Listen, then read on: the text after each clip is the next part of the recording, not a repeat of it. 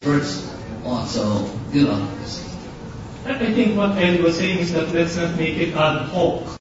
That something becomes programmatic so that it's something will be sustainable. I wonder if Baguio Midland would accept a sponsorship from one of the malls for a environment day. So that's just a question, but that's another issue altogether. So one last question before we call it quit. Anyone? Yes, Ma'am Nora.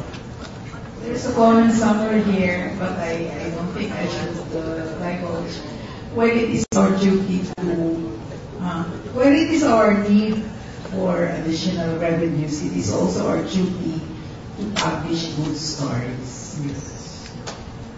That's a comment. But we recognize that need for,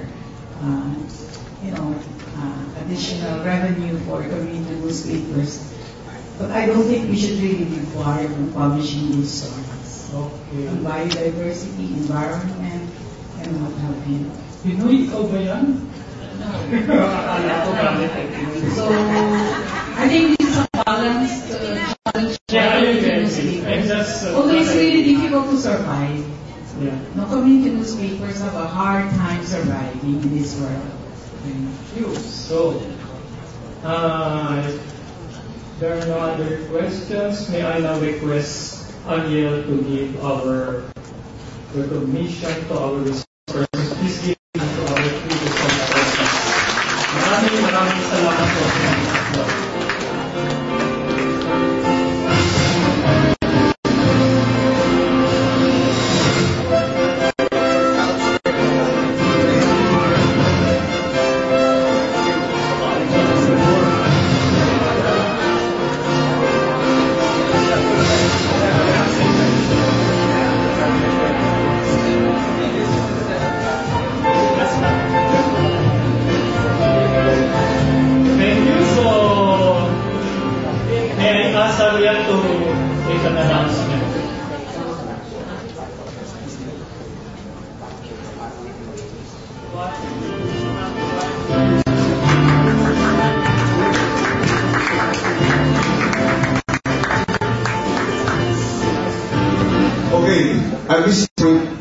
On behalf of the Board of Trustees, the Philippine Press Institute, and the General Membership, dito po nagtatapos ang 16th National Press Forum. Part 1 was yesterday, Part 2. Nagpapasalamat po kami sa lahat ng dumalo, our presenters, speakers, panelists, moderators, and our friends from the academy, and also the non-media sectors.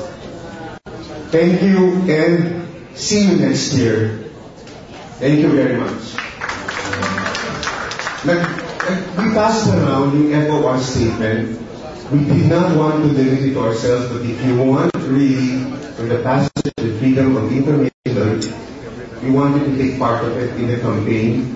Pakibalik lang po yung circulate to the paper. So all you have to do is to sign up. You've been reading a lot of FOI. Meron po kami konting statement on. You can read it, tapos sign up.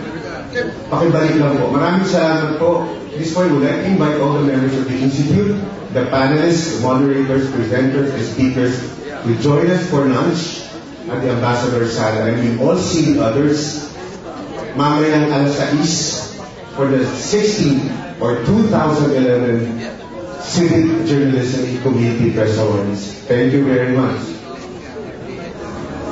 Tapos kung hindi pa po kayo ng PTL merchandise at nasa regional booths, pagdagdag po daw po yun na ng fund, ng regional funds for training. Thank you!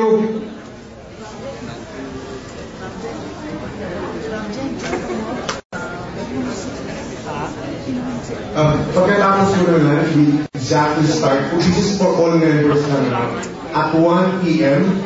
dito pa rin for the membership meeting. Tapos we should be wrapping up by 3 p.m.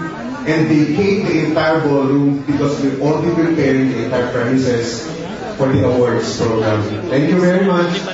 Sir, hindi ka pasukan.